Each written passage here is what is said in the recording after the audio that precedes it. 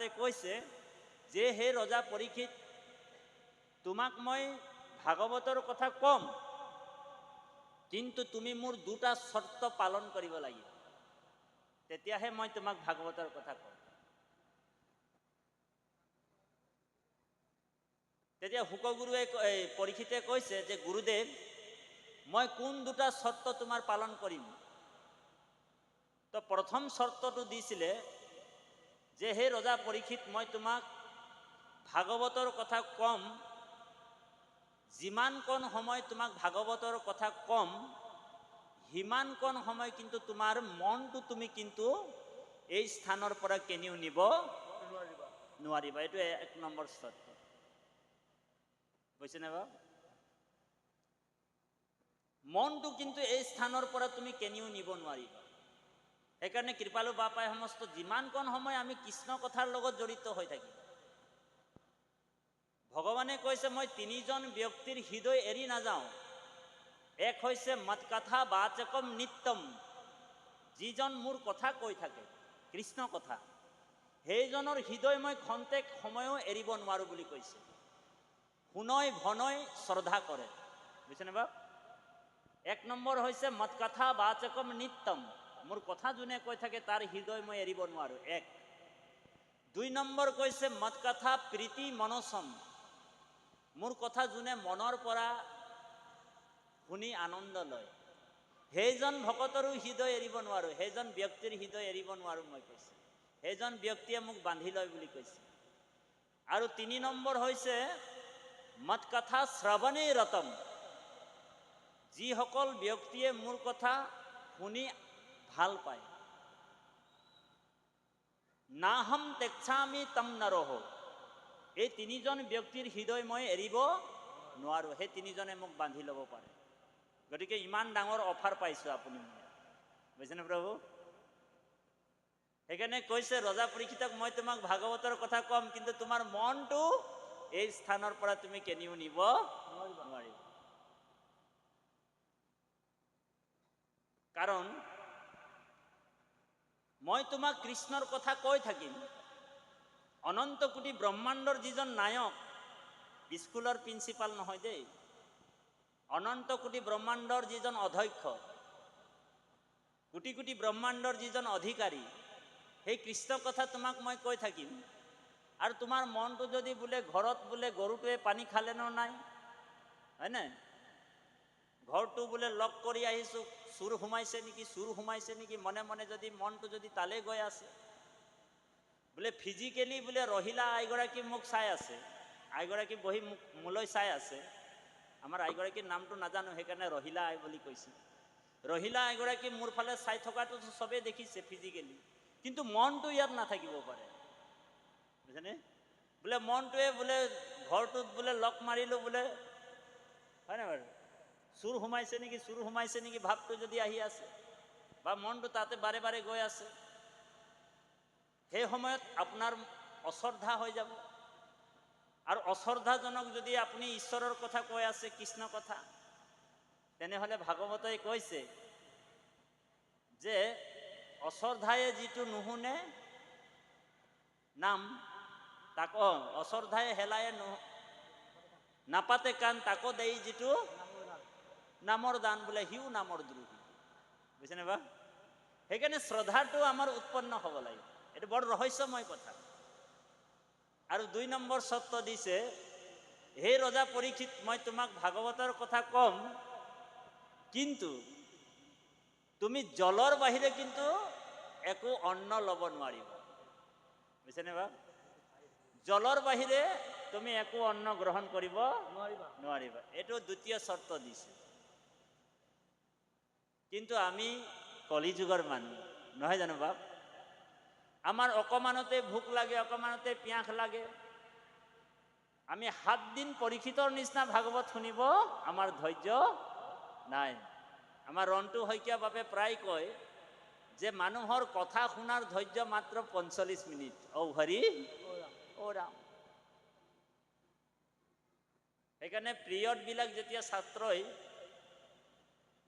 যেতিয়া মানে মাষ্টৰে এটা পিৰিয়ড লয়, প্ৰায় 45 মিনিট লয়। তাৰপিছত ব্ৰেক দি দিয়ে, হয়নে বাৰু? গতিকে কথা শুনাৰ ধৈৰ্য মাত্ৰ 45 মিনিট। এইকণ সময়ে আমি যদি কৃষ্ণ কথা শুনিম, 2 দণ্ডতে গতি পাইছে খটাঙ্গ নিৰ্পতি। বুঝছেনে প্ৰভু? ভগৱন্তৰ কথাৰ মহিমা। সেইকাৰণে কৈছে অল্পকালে সাধে সিদ্ধি কৃষ্ণৰ ভকতি, 2 দণ্ডে পাইলা গতি খটাঙ্গ নিৰ্পতি।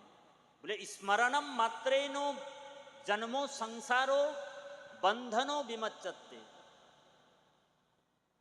যাৰ নাম স্মৰণ কৰিলেই ভৱসংসাৰ পাৰ হ'ব পাৰি বুলি কৈছে। গতিকে সেইজন পৰমাত্মাৰ আমি কথা শ্ৰৱণ কৰিছোঁ। দেৱা, ভাগৱত কোনো কিতাপ নহয়, ভাগৱত কোনো গ্ৰন্থ নহয়, ভাগৱত সাক্ষাৎ ভগৱন্তৰ স্বৰূপ বুলি কৈছে, শব্দময় বিগ্ৰহ। বোলে ইদম ভাগৱতম নামম পুৰাণম ব্ৰহ্মো সমম্বিতম। ইদম ভাগৱতম নামম পুৰাণম ব্ৰহ্মো সমম্বিতম, সাক্ষাৎ ব্ৰহ্মৰ স্বৰূপ বুলি কৈছে। এতিয়া আপুনি মই ভাবিছোঁ আমি ইমান দূৰৰ পৰা আহি কৃষ্ণ কথা শুনিছোঁ, সেইটো মিছা কথা। আপোনাৰ মোৰ সাধ্যই নাই কৃষ্ণ কথা শুনিবলৈ ইমান দূৰৰ পৰা আহিব। কৃষ্ণই কৃপা কৰি আমাক আনিছে। দেৱা, ধ্যান দি শুনিব। কৃষ্ণৰ কৃপাতে ব্ৰহ্মাৰ ভৈলা জ্ঞান, কৃষ্ণ কৃপা বিনে কাৰ্য সাধিবাক টান। কৃষ্ণ কৃপা নহ'লে এনেকুৱা অনুষ্ঠানো পাতিব নোৱাৰে। যেনিবা কৃষ্ণহে আমাক আনিছে ইয়ালৈ, আৰু কথাকাৰ বোলে কৃষ্ণৰে হয়। বৈকুণ্ঠৰ শাস্ত্ৰ কৃষ্ণ মুখৰ বচন, হয়নে? কৃষ্ণহে কৃষ্ণ কথা শুনি আনন্দ লৈ আছে। আৰু আমাৰ হৃদয়ত কোন আছে? বোলে কৃষ্ণ আছে, হয়নে? আমাৰ হৃদয়ত কোন আছে? বোলে কৃষ্ণহেতো আছে। ভগৱান কৃষ্ণই কৈছে নহয় গীতাত, সৰ্বস্ব সাহং হৃদয় সন্নিবিষ্ট, মইতো সকলোৰ হৃদয়ত আছো, হয়নে বাৰু? তো ভগৱানেহে ভগৱানৰ কথা শুনি আনন্দ লৈ আছে। আপুনি মই ভাবিছোঁ মই ইমান দূৰৰ পৰা আহিলোঁ চাইকেল মাৰি, গাড়ী চলাই, খোজকাঢ়ি, সেইটো মিছা কথা। বোলে কৃষ্ণই আমাক কৃপা কৰি ইয়ালৈ আনিলে, আৰু কৃষ্ণহে কৃষ্ণ কথা শুনি আনন্দ লৈ আছে। গতিকে সেই পৰমানন্দক আমি লাভ কৰাৰ একমাত্ৰ উপায় আৰু মন পবিত্ৰ কৰা একমাত্ৰ উপায় হৈছে কথা শ্ৰৱণ। যেতিয়ালৈকে আমি কৃষ্ণ কথাৰ লগত জড়িত নহওঁ, তেতিয়ালৈকে আমাৰ মনটো পবিত্ৰ নহ'ব। আমি তন পবিত্ৰ কৰিব পাৰিম। আমি ভাগৱতৰ মাজত সোমাই যাম, আমি অকণমান উপস্থাপন কথাখিনি কৈ লৈছোঁ। আমাৰ তনটো পবিত্ৰ হৈ যাব। বোলে তনটো পবিত্ৰ মানে শৰীৰটোক পবিত্ৰ কৰিবৰ কাৰণে বিভিন্ন চাবোন, ডিউড্ৰেণ্ট কিবা কিবি লগাই আমি পবিত্ৰ কৰিব পাৰোঁ, হয় নাই? কিন্তু মনটো পবিত্ৰ কেনেকৈ কৰিব? আৰু যেতিয়ালৈকে মনটো পবিত্ৰ নহয়, ধ্যান দি শুনিব, বৰ গুৰুত্বপূৰ্ণ কথা। যেতিয়ালৈকে মনটো পবিত্ৰ নহয়, তেতিয়ালৈকে নিষ্কৃতি নহয়, মানে কল্যাণ নাই। সেইকাৰণে বেদব্যাসে বাল্মীকি ৰামায়ণৰ মাহাত্মাত প্ৰশ্ন এটা কৰিছিলে, মনোশুদ্ধি বিহীনা নাম নিষ্কৃতিচ্ছম কথম ভাবেত। যেতিয়ালৈকে মনটো পবিত্ৰ নহ'ব, তেতিয়ালৈকে মানুহৰ নিষ্কৃতিয়ে নহ'ব। আমি চব পবিত্ৰ কৰিব পাৰোঁ, দেহা পবিত্ৰ কৰিব পাৰোঁ, শৰীৰটোক পবিত্ৰ কৰিব পাৰিম, কিন্তু মন পবিত্ৰ একমাত্ৰ কৃষ্ণ কথাহে কৰিব পাৰিব। দেৱা, কৃষ্ণৰ কথাহে মানুহৰ মন পবিত্ৰ কৰিব পাৰে, বাকী আৰু উপায় নাই। ধ্যান দি শুনিব, কাৰণ মনটো যেতিয়ালৈকে পবিত্ৰ নহ'ব। সেইকাৰণে এতস্মাদো অ পৰম কিঞ্চিন মনোশুদ্ধি বিদত্তে, মন পবিত্ৰ কৰা একমাত্ৰ উপায় হৈছে কৃষ্ণ কথা, হৰি কথা। এই মনটোৱে আমাৰ গোটেই বন্ধন আৰু কাৰণ। বিন্দু উপনিষদত কৈছে, মনো এব মনুষ্যানাম কাৰণম বন্ধা মোক্ষয়। মনটোৱে আমাক বান্ধিবও পাৰে, মনটোৱে আমাক খুলিবও পাৰে। সেইকাৰণে ভাগৱতত 2য় স্কন্ধত গুৰুজনাই আমাৰ কৈছে, কৃপালু গুৰুজনাই, হে ৰাম মনে পাপ পুণ্য স্বৰ্গ, মনে হে নৰক, মনে কৰিছে ভেদ আপোন পৰক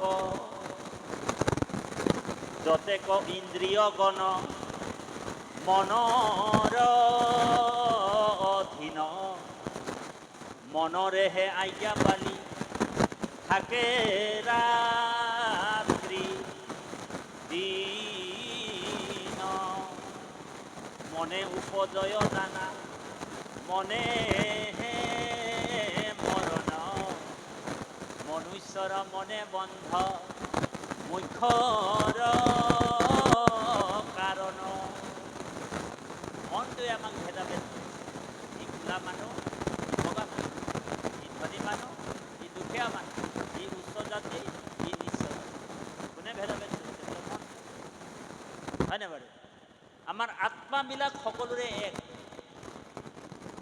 আমাৰ আত্মাত কোনো ভেদাভেদ এই কথাটোৱে ভাগৱতত আমি জানি এইটো ক্ষেত্ৰতে বিদ্যাসুৰে ইন্দ্ৰক কৈ আছে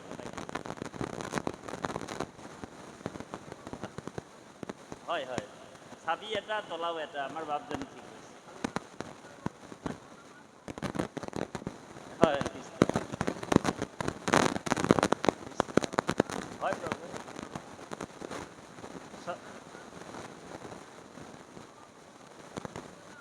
হত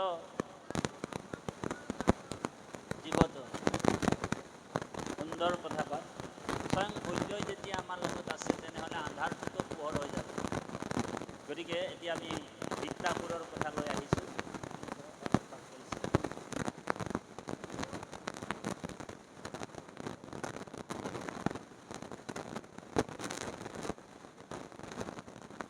প্ৰবাসক গৈল চিৰকাল ভৈল নাখিলে প্ৰাণপতি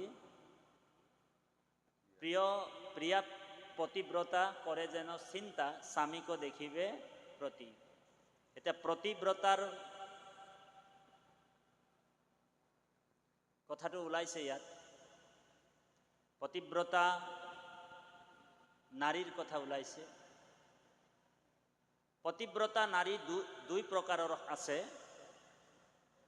এটাক কৈছে সাধৱী আৰু এটা হৈছে সতী পতিব্ৰতা নাৰী দুই প্ৰকাৰৰ হয় এটা হৈছে সাধৱী আৰু এটা হৈছে সতী স্বামীৰ সংকট বেলাতো স্বামীক ত্যাগ কৰি যিজনে নাযায় সেইজনক পতিব্ৰতা বুলি কৈছে বুজিছেনে বাপ আৰু স্বামীৰ কাৰণে স্বামীৰ ধৰ্ম ৰক্ষাৰ কাৰণে নিজৰ প্ৰাণ ত্যাগ যিজনে কৰি দিছে বা প্ৰাণ ত্যাগ কৰিব পাৰে সেইজনকে সতী বুলি কোৱা হয় ঔ হৰি ঔ ৰাম গতিকে এই ক্ষেত্ৰত পতিব্ৰতা শব্দৰ অৰ্থটো আমি আপোনালোকৰ মাজত ক'লোঁ এতিয়া আমি অকণমান পাঠ ভাগি আগবাঢ়িবৰ কাৰণে আমাৰ পৰম শ্ৰদ্ধাৰ বাপজনক সেৱা জনোৱা হৈছে ঐৰা মলিন বদন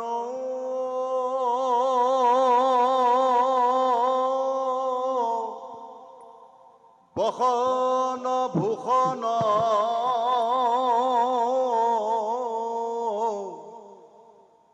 শৰীৰ সুখী নকৰে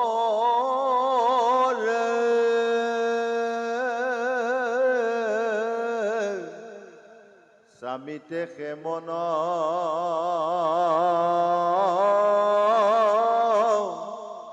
নচাৰে সঘন স্বপ্নটো আলিঙ্গি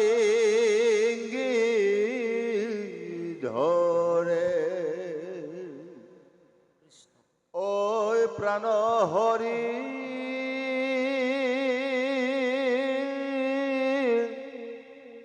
মধুৰ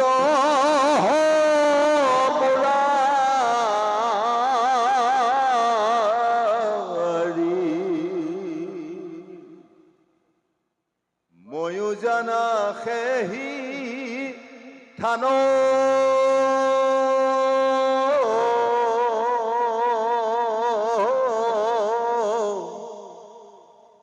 জগত জীৱন